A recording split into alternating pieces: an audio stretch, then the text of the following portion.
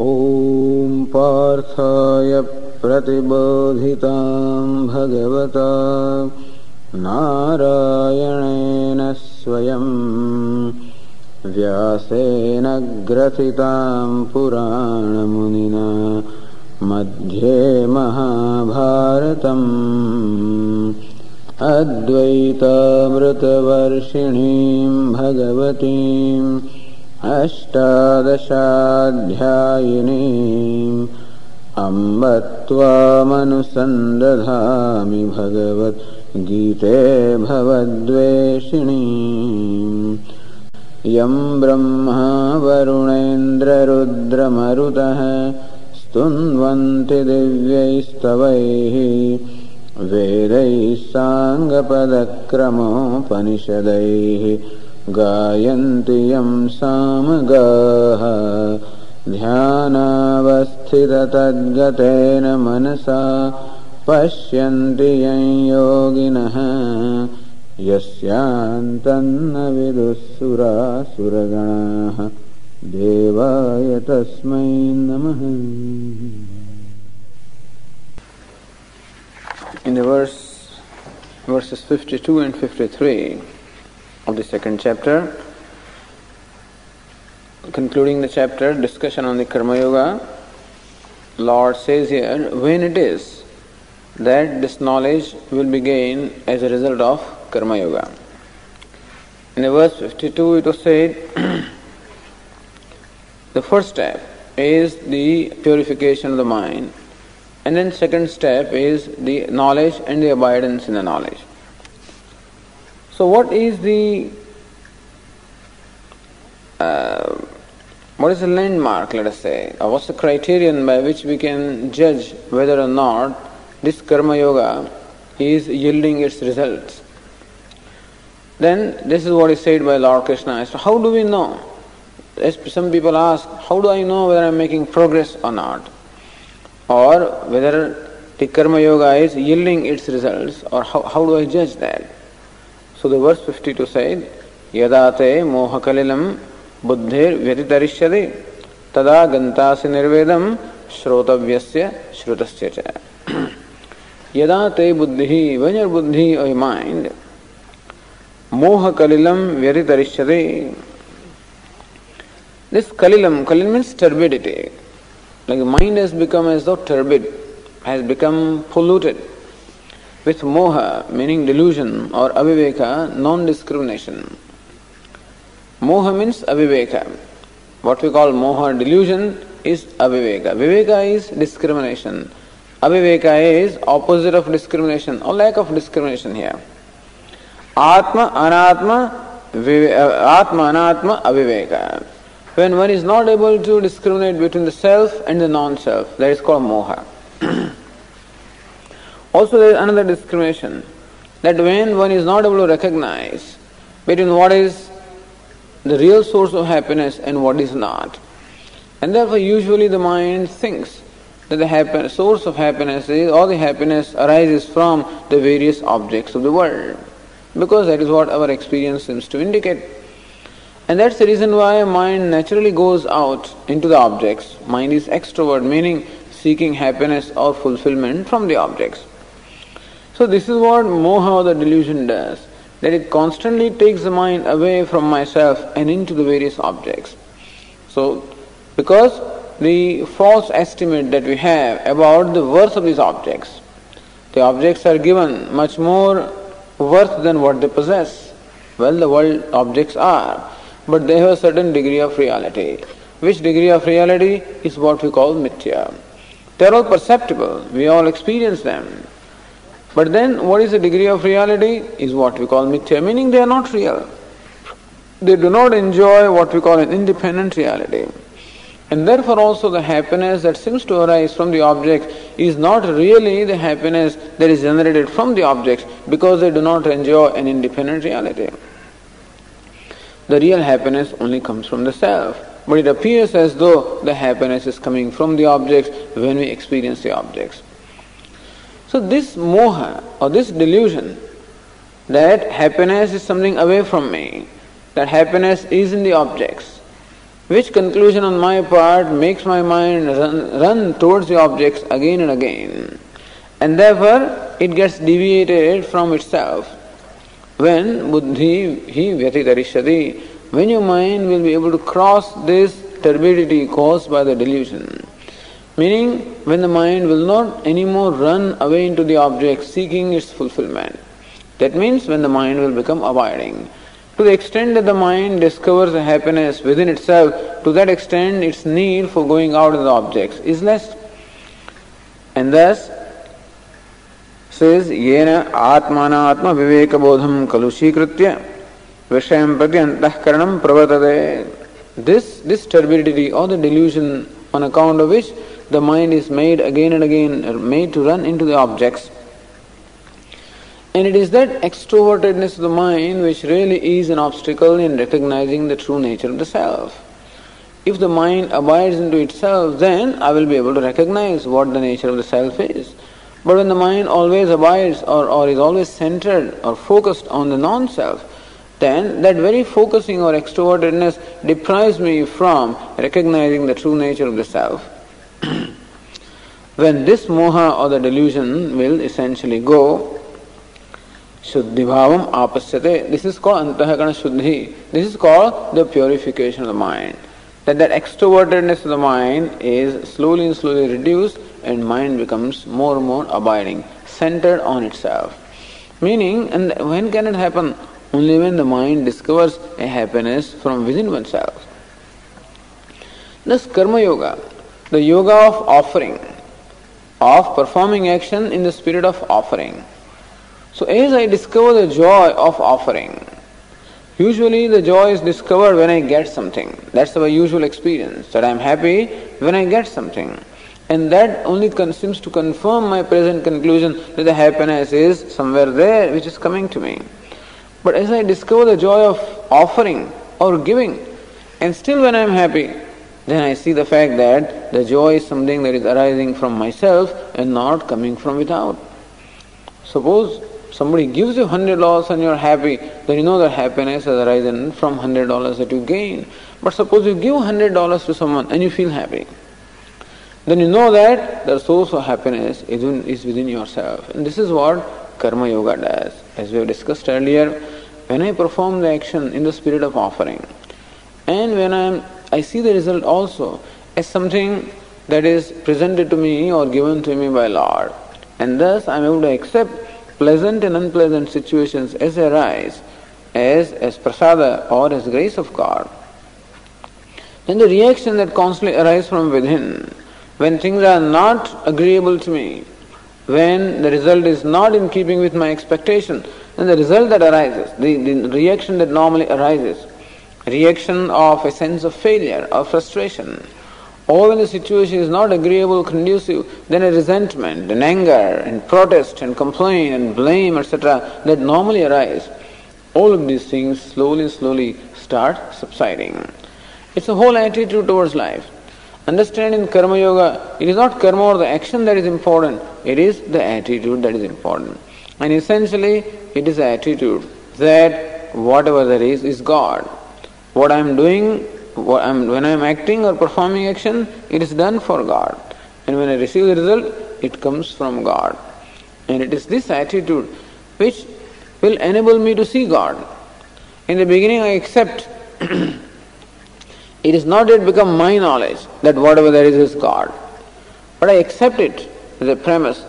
And with that attitude, when I respond to everything, slowly I discover the fact that is involved in that attitude, and thus this attitude becomes slowly natural to me. Tada gantasi nirvedam shrodavyasya shrutasya cha. At that time, Lord Krishna says, nirvedam gantasi, then you will find nirvedam, meaning a dispassion. Dispassion means a freedom. What is meant by vairagya or dispassion is freedom. Freedom from the dependence upon the objects. Freedom from need to seek happiness from the objects. So what we call vairagya or dispassion is really nothing but freedom. And as the mind becomes free, it experiences that happiness, because whenever we experience happiness, it is really the experience of freedom. As we said earlier, that when my mind becomes free from desire or demand or reaction, then it enjoys a tranquility, and that is what we call happiness. So any moment I enjoy happiness, it is really nothing but freedom. And thus the mind will keep on discovering a freedom from the dependence upon the objects for the happiness. It is not that I become indifferent to the objects, or there is a resentment for the objects, or aversion for the objects. That is not what we call vairagya or dispassion. I just become free from dependence upon the objects. That's what is called freedom from attachment. Attachment is when I am dependent upon something. And thus mind becomes free from raga and dvesha, attachment and aversion. It is attachment, aversion, raga, dveshas that are really the obstacle to the knowledge of myself. And as that obstacle goes, I discover a freedom or a happiness which is the nature of myself. And therefore vairagya meaning freedom. Freedom means happiness. Shrotavyasya shrutasya cha. Shrotavya, shru means to hear. Shrotavya, that which is to be heard. Shruta, that which is heard. Meaning you will discover a freedom from what is already heard or what is yet to be heard. This is in context of the Vedas, because Veda is called Shruti. And so Vedas describe a number of rituals. And all these rituals offer you a variety of end results. So what is meant by Shruta is all the various things that you have heard so far, the various results and the description of things such as swarga, heavens, etc., which you heard, which normally fascinate you, you will become free from all those fascinations. From the things that you have achieved so far and the things that are yet to be achieved. Meaning you will become free from fascination or attachment for things that are or that will come in future. In short, Karma Yoga will enable us to discover vairagya or dispassion, and therefore a relative freedom from the objects, from the dependence upon the objects. And then is set the ground for discovering absolute freedom. Absolute freedom is the nature of the self. But before we discover that, it is necessary that we have a mind which enjoys relative freedom from the objects, relative freedom from the non-self. So Karma Yoga enables us to discover that relative freedom. So that is what we call being at home with oneself. Dispassion, vairagya, meaning being at home with myself.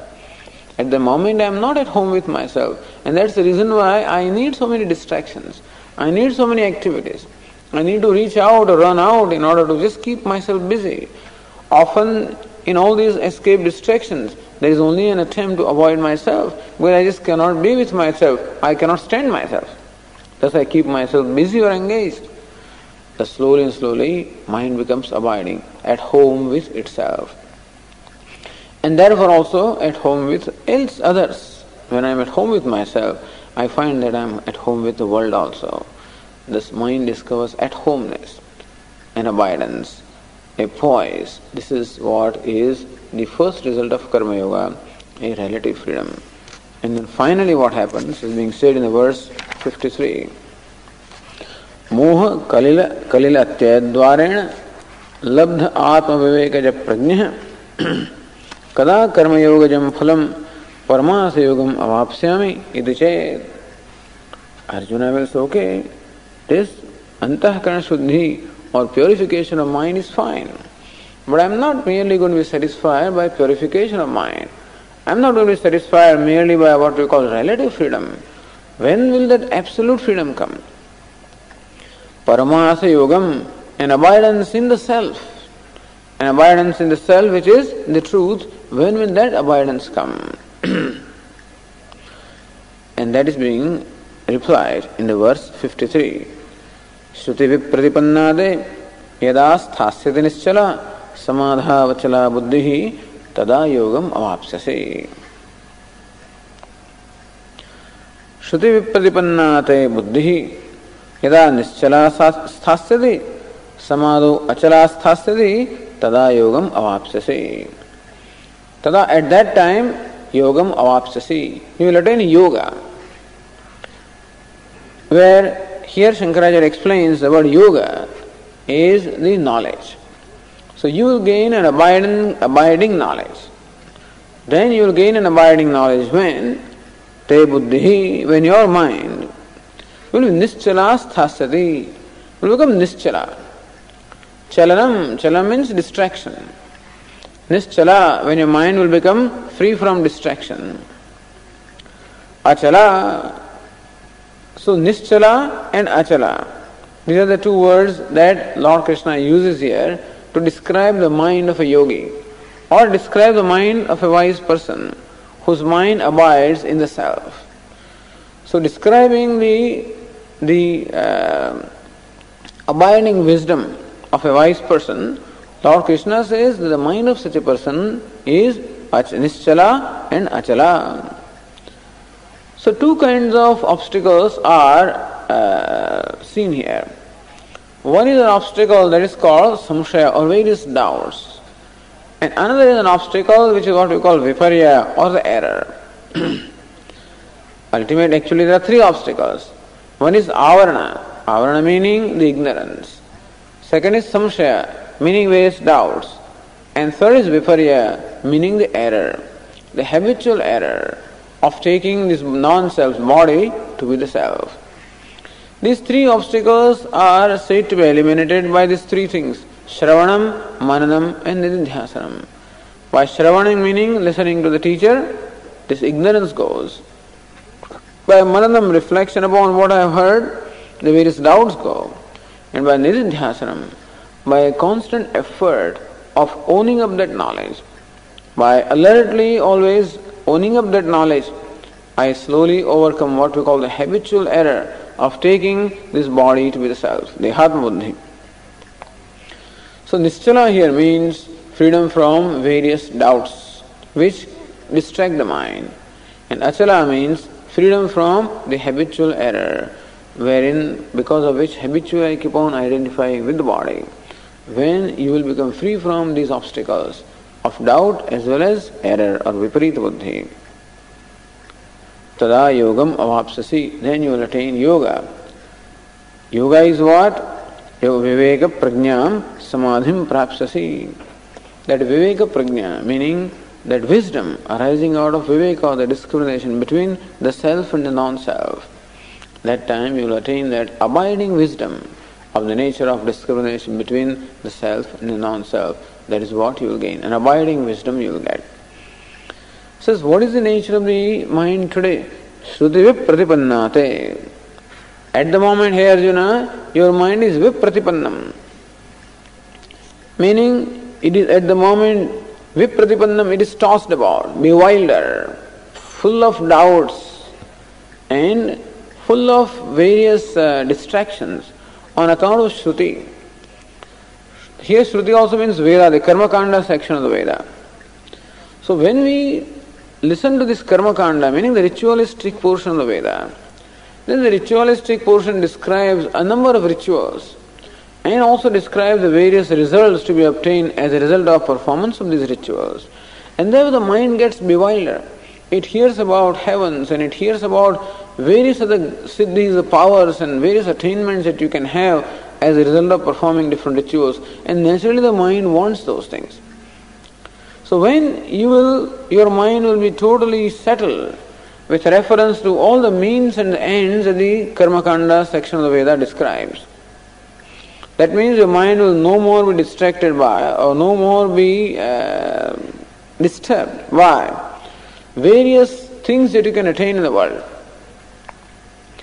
Even when people are studying Vedanta and seeking the knowledge for the attainment of moksha, which is the ultimate achievement in life, even then also people have a lot of fascination still with the worldly objects, with powers. Various powers which the yogis attain, like the powers to control the mind, powers to read somebody's thoughts, or powers to cure, and different kinds of powers you might call spiritual powers can be obtained, and there is a lot of fascination for them. Or various worldly powers in terms of the wealth or other things. So mind does have a fascination for those things, And as long as that fascination is, mind continues to get distracted by them whenever it hears about them. So when all those distractions will go away, meaning the mind will no more be distracted by some external achievement in terms of either material achievement or even some kind of spiritual powers. When you understood the limitations of all of them, meaning mind is very clear about the limitations involved in any kind of an achievement, whether achievement is something external or achievement is something internal, that all these achievements are limited. Achievements created as a result of an effort are also going to be finite, and that no achievement is going to give me a lasting satisfaction. And therefore, the mind has a total dispassion towards them. Not an aversion, not an attachment. So dispassion means the freedom from attachment and aversion. Neither am I attached to any achievements, nor do I have any aversion for achievement. If they are there, fine. If they are not there, I am equally at home. This is called the freedom from this sense of achievement. And it's not that easy. More and more we hear about things, more and more mind runs after things. And everybody may have different complexes. Some people may be seeking recognition, somebody may be seeking power, somebody may be seeking wealth, somebody may be seeking comfort. Different people seek different things. And those things continue to distract their minds. Interestingly enough, many years ago, when I was teaching in Bombay, one person comes to me, and he was actually a renunciate, and says, Swamiji, I want to join this course, which at the time we were conducting in Bombay. Says, okay, what have you been doing so far? Says, well, I have studied in Kashi in Banaras. What have you studied? I have studied all the Shastra, all the scriptures. In Banaras I have studied all the Vedanta and scriptures and everything. So if you already studied them, then what's the point in joining the course?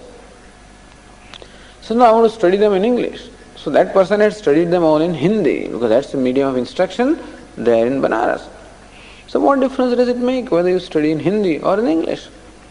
He says, no Swamiji, I want to study the scriptures in English so that I can go to Canada. And then what? Then I can give lectures, and discourses and things like that. And so some kind of fascination is there, for the people to go out and, gain some recognition, etc. So it's amazing how this kind of fascination is hard to go from the mind. And if you are alert about the various thoughts and tendencies, trends of the mind, then we will see how every mind has different kinds of, depends upon its own upbringing and depends upon its own complexes about itself, that it is that desire of some achievement at the material level seems to remain. Shruti vipratipanna. And therefore, when your mind that is bewildered or sometimes tossed about and therefore distracted on account of listening to these various achievements that are possible in the world, you hear about many saints also and sages, that how such and such saint had such and such power, and how he could achieve this, how he could, read somebody's mind, how he could heal somebody, how some people convert water into milk, and in stuff like that. So all of these kind of things in India you hear a lot of this. And you wonder, and then you also wonder whether you also should do that or not. Anyway, when the mind will become free from fascination for all of this, not because it is impossible to achieve, not because grapes are sour, but because it discovers an internal freedom, an internal happiness, an abiding happiness as it discovers, and therefore it just becomes free from any kind of distraction. So understand that before our mind abides into the self of the Atma is subtler than the subtlest. And as it is for a mind to concentrate on any one thing is so difficult, and for it to concentrate or abide into the self, which is extremely subtle, it is extremely difficult. So slightest of a distraction will distract the mind, and you will not have what we call an abiding knowledge. So mind will have an abiding knowledge when it absolutely abides, when it becomes absolutely free from any kind of a distraction. And the distractions can come because of various fascinations. So when the mind becomes totally free from the fascination, as a result of having discovered a lasting happiness with itself. Yada sthasyati nischala.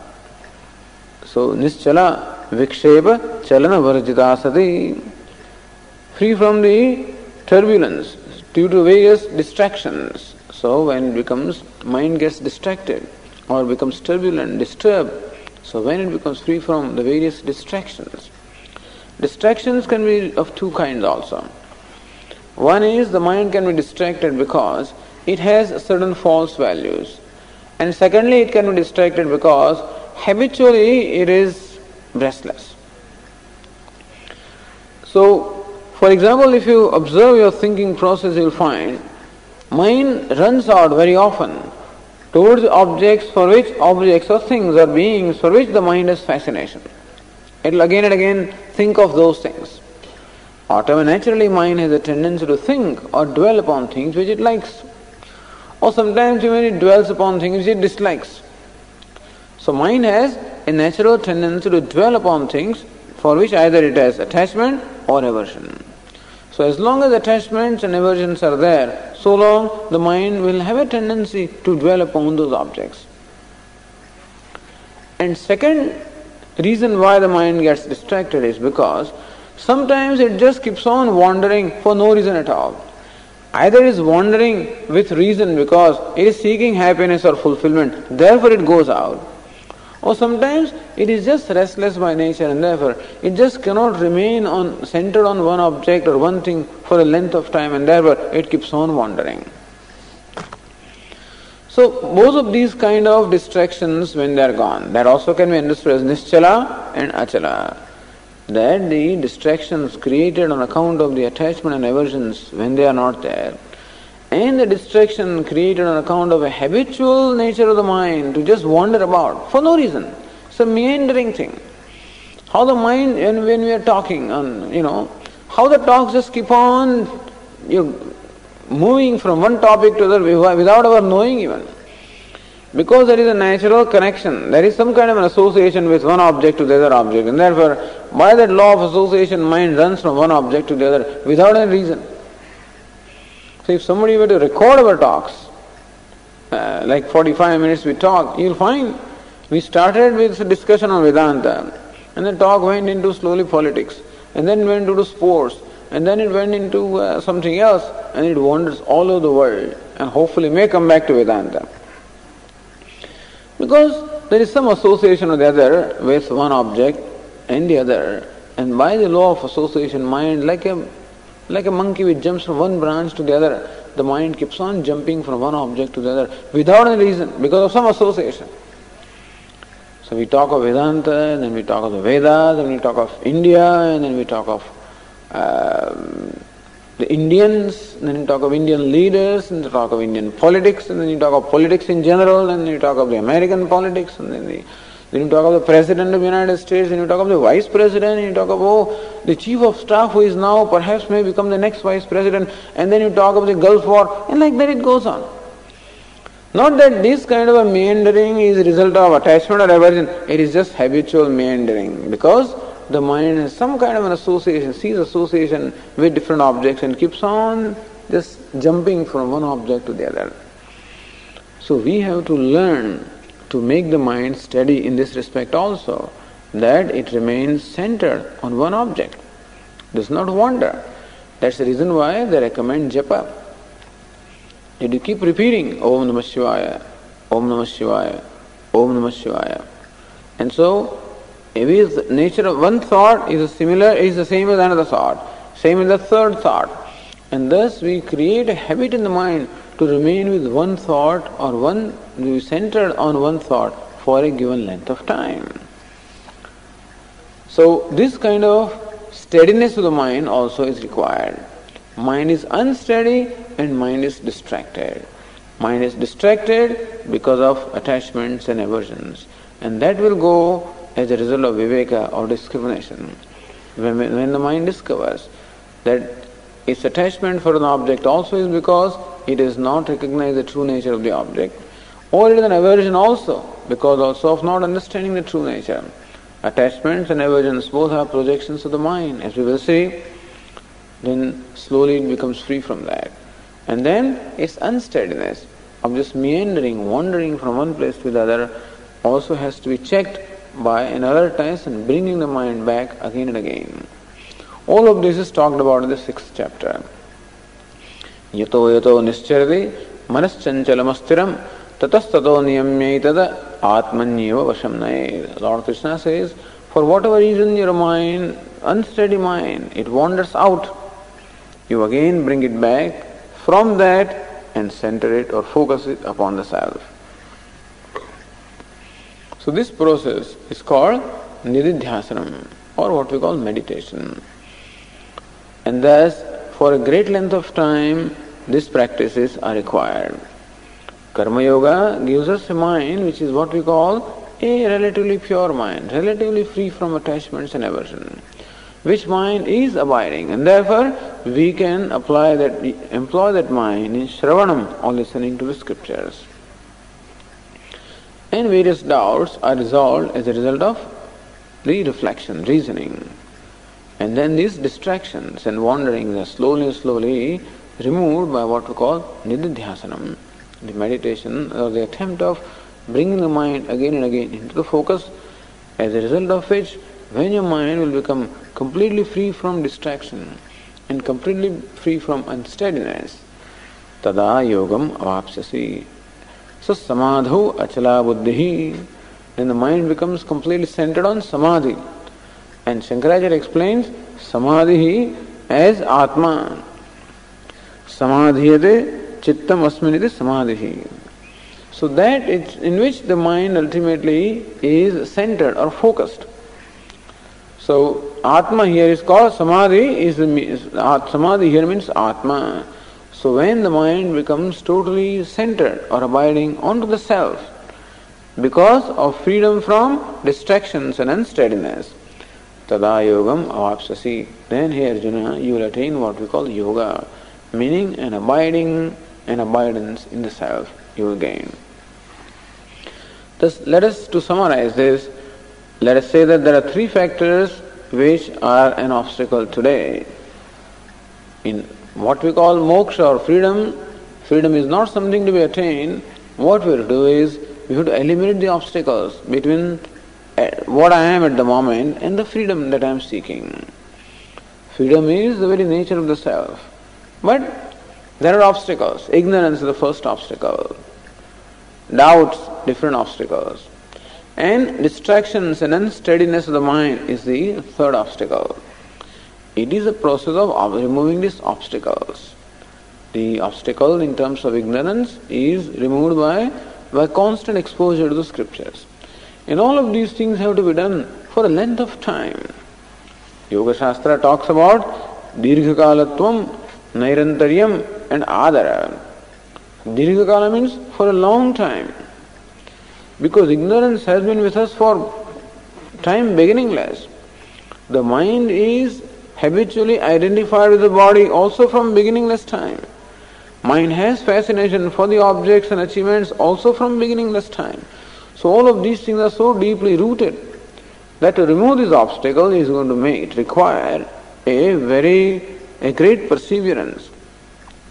So a length of time is required, constant application is required, and again an adara, meaning enthusiasm and reverence also is required. A value for this, an enthusiasm for this also is required.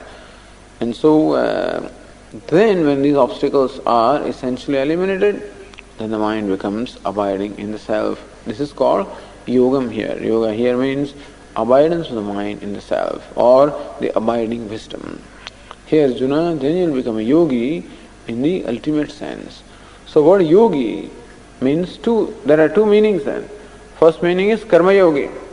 One who abides in this attitude of karma yoga also is called yogi.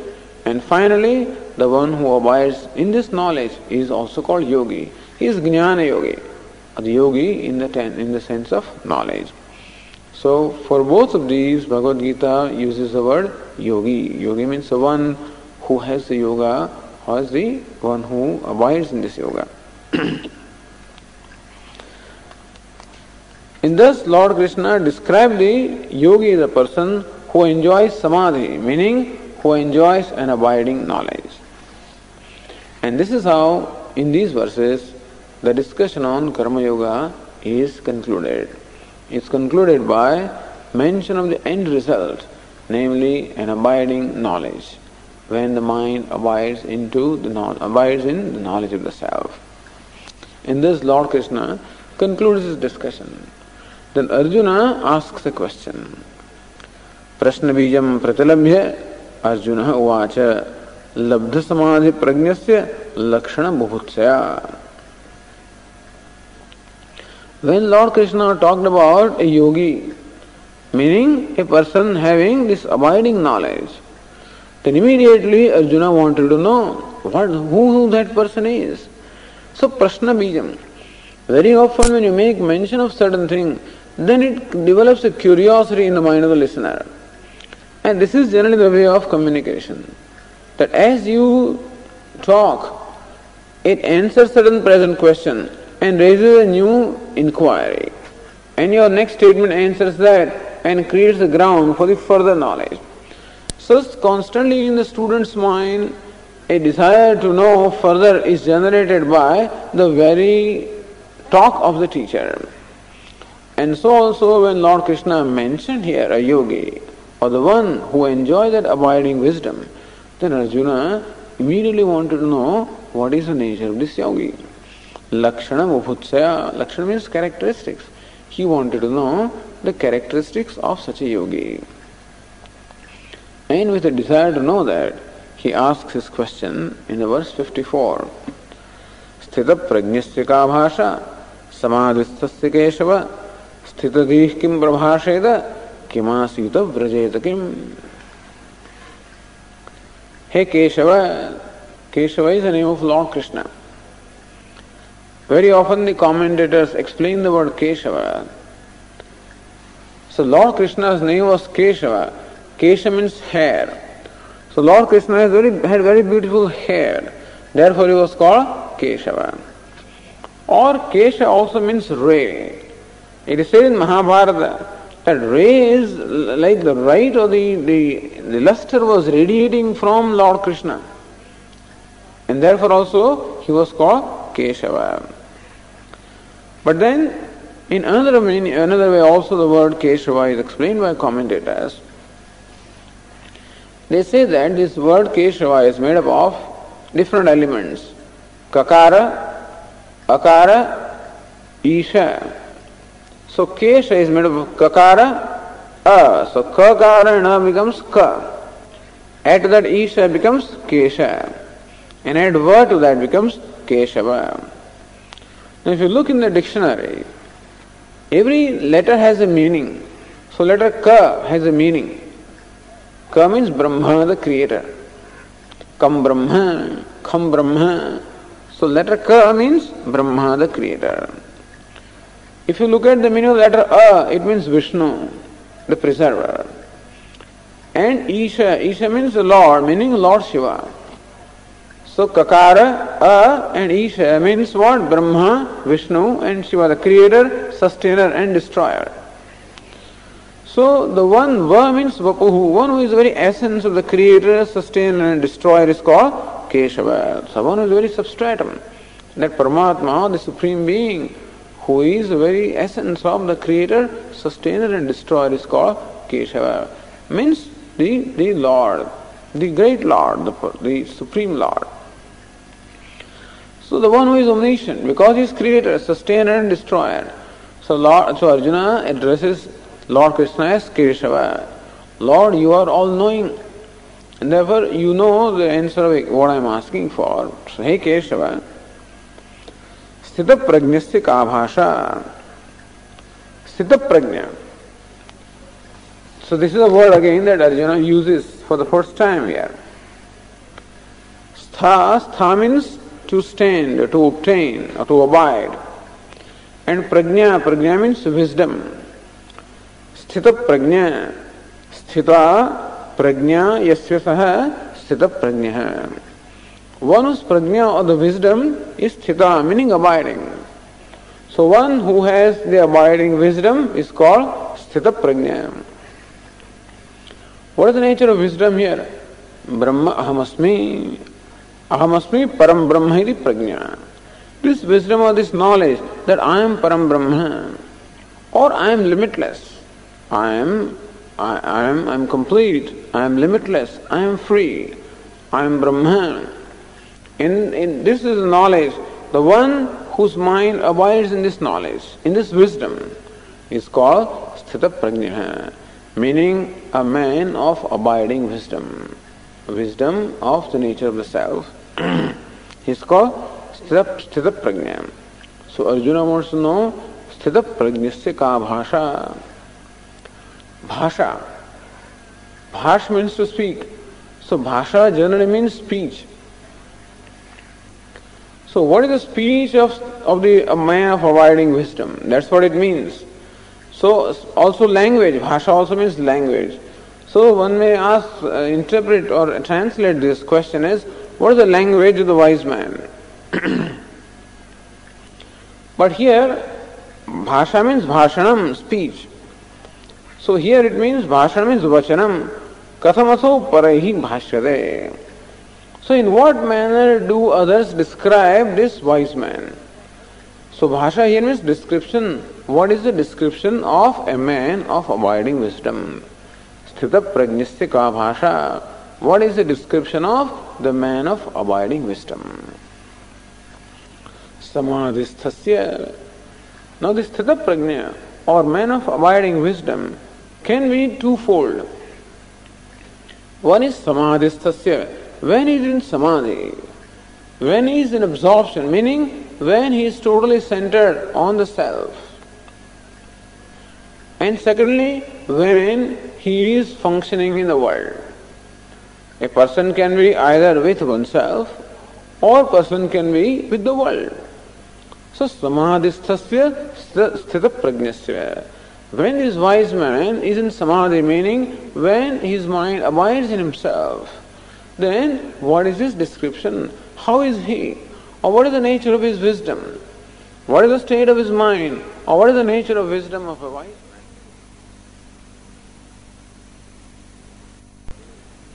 And then secondly, sthitadhihi kim prabhasheda. So this sthitadhihi, again dhi means buddhi or the knowledge. So sthitadhi, dhi here also means knowledge.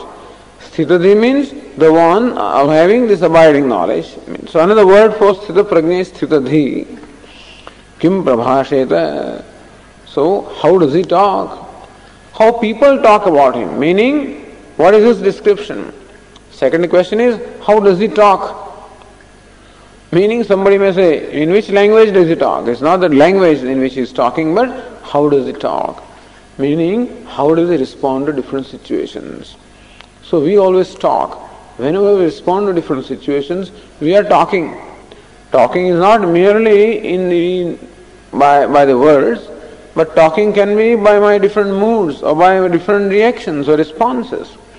So I communicate with the world. How does he communicate with the world when he meets with different situations? When favorable and unfavorable or pleasant and unpleasant situations come to this wise man, then how does he talk? Meaning, how does he respond?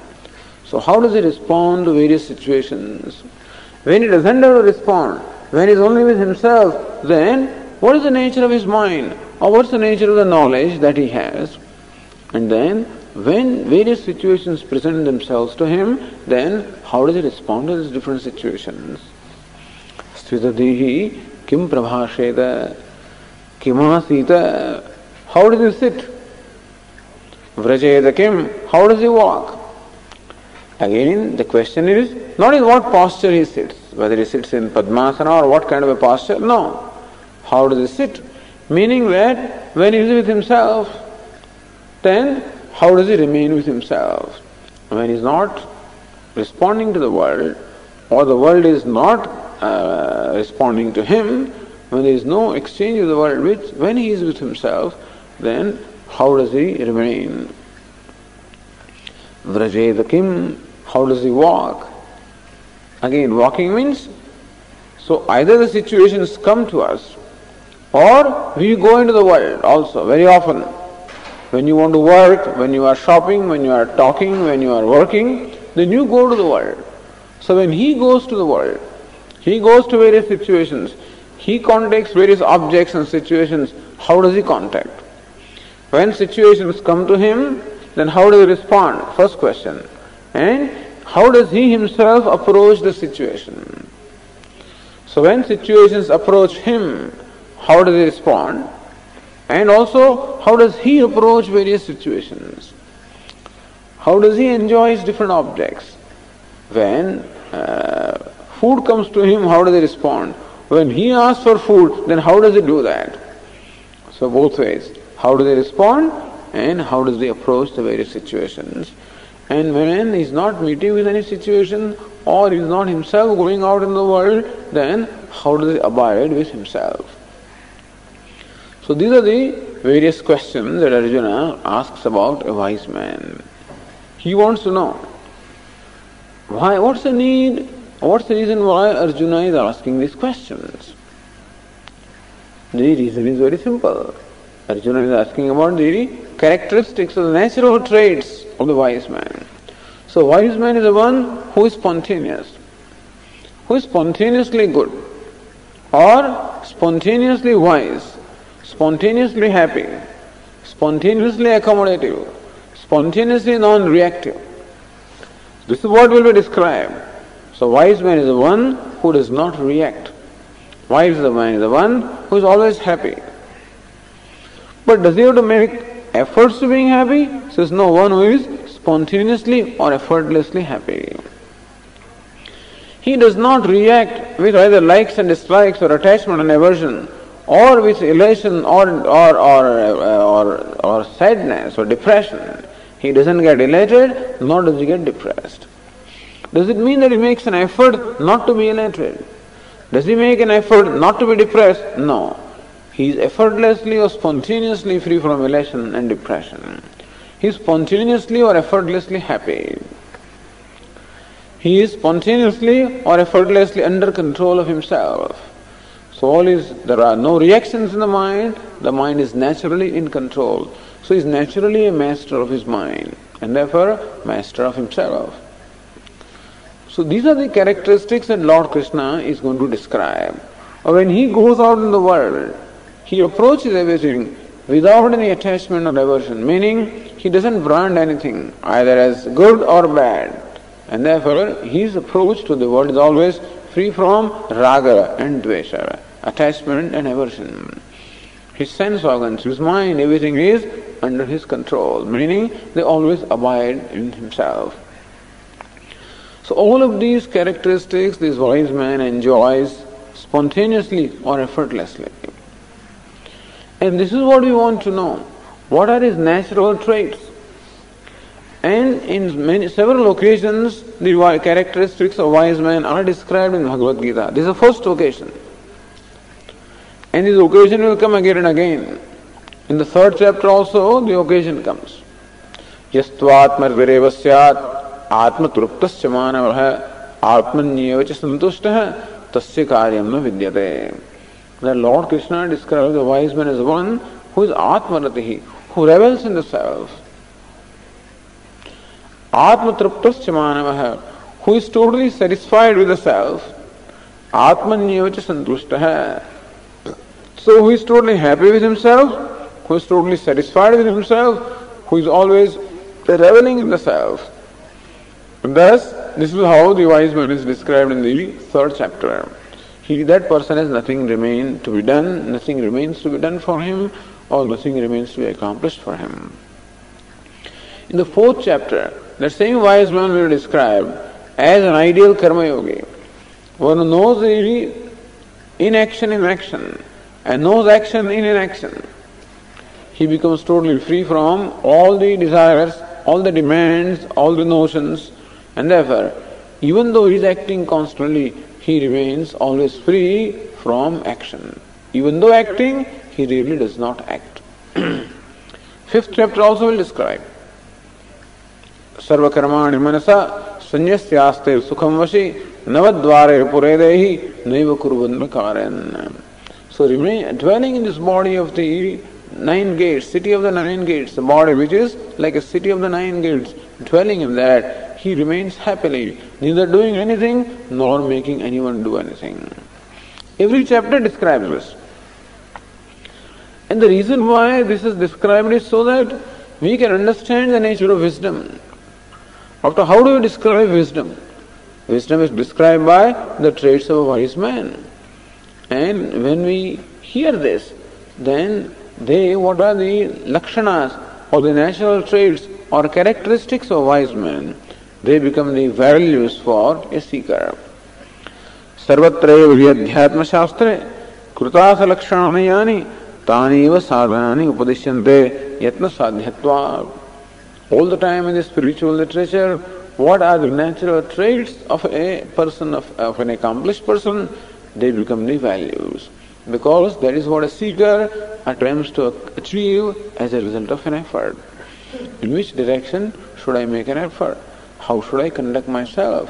What are the values that I should observe? Yāni yatna sadhyamani sadhanani lakshanani bhavanti tani. So all those means which we have to deliberately practice in course of time, they become natural or spontaneous. Therefore, always the scriptures give us those values which, when we practice with effort or with deliberation, which in course of time become natural or spontaneous. So values are always given to us which are natural to us. They ask us to always speak truth, to be non-violent. So this non-violence, truthfulness, compassion, forgiveness, all the various values which are given to us. Ultimately we will find that all these values are nothing but the nature of the self. In fact, we should have been naturally doing all those things. But we find that we are not doing them right now. That the truthfulness of non-violence is not necessarily natural to me. It is only because of ignorance and all kinds of the ego, the ahankara, mamakara, the sense of ego, the sense of possession, the attachments, aversions, fears, all of these which are there in the mind, which has made my behavior in life completely unnatural. So right now, the behavior of a person is totally unnatural, even though we may call it natural. It is natural for a person to run to the world, natural for him to seek enjoyments, but it is unnatural. But those things, even if a wrong thing is practiced for a great length of time, then it becomes, habitually it becomes right. And therefore, our mind has developed all these unhealthy patterns of thinking and patterns of responding and patterns of reacting. But then they have become so rooted that today we think that it is spontaneous. In fact, it is impulsive. Very often impulsive behavior is misunderstood as spontaneous behavior. And so these impulses seem to have become very natural for us. But we are told, do not tell a lie. Although lying seems to be easier. Don't hurt anybody, even though hurting seems to be easier. Don't steal anything, stealing seems to be easier. Only because these wrong traits have been practiced for such a length of time that all those things have become natural. Amanitvam, adambhitvam, freedom from pride. Pride is natural today. Adambhitvam, freedom from pretentiousness. So pride, I don't have to make an effort to be proud, I find myself to be proud. I don't have to make an effort to be pretentious of showing something which I am not. It is natural. It is not natural. It is in fact only habitual. And so we are given the values amanitvam, adambhitvam, freedom from pride, freedom from pretentiousness, which seems to be so difficult. But when we deliberately practice these values, in course of time, those values become spontaneous because it is the nature of the self. Self by nature is truth. Self by nature is non-violence. Self by nature is, there is no pride in there. Self by nature is free from pride, pretentiousness, ever the same.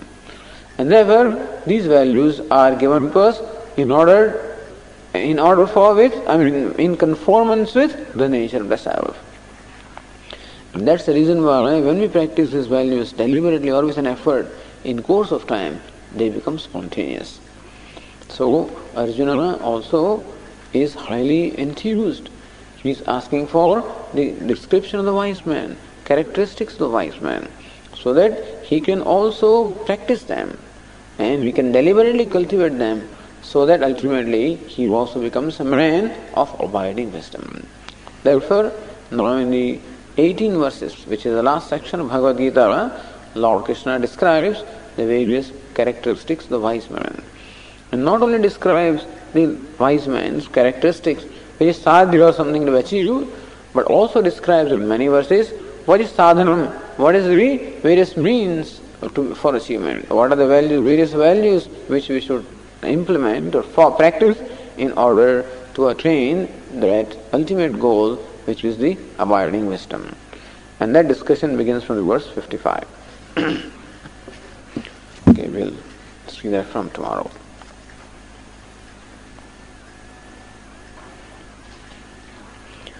Om Purnamadah Purnamidam Purnat Purnamudachyate Purnasya Purnamadārya Purnameva Vasishyate. Om Shanti Shanti Shanti. Shankaram Shankarvacharyam Keshavam Badarayanam Sutra Bhashya Krutau Vande Bhagavantau Punah Punah Ishvaro Gururatmeti Murti Veda Vibhagine Vibhumavadvyapta Behaya Dakshina Murtve Namaha. Om Shanti Shanti Shanti. Hari Om Shri Gurubhyo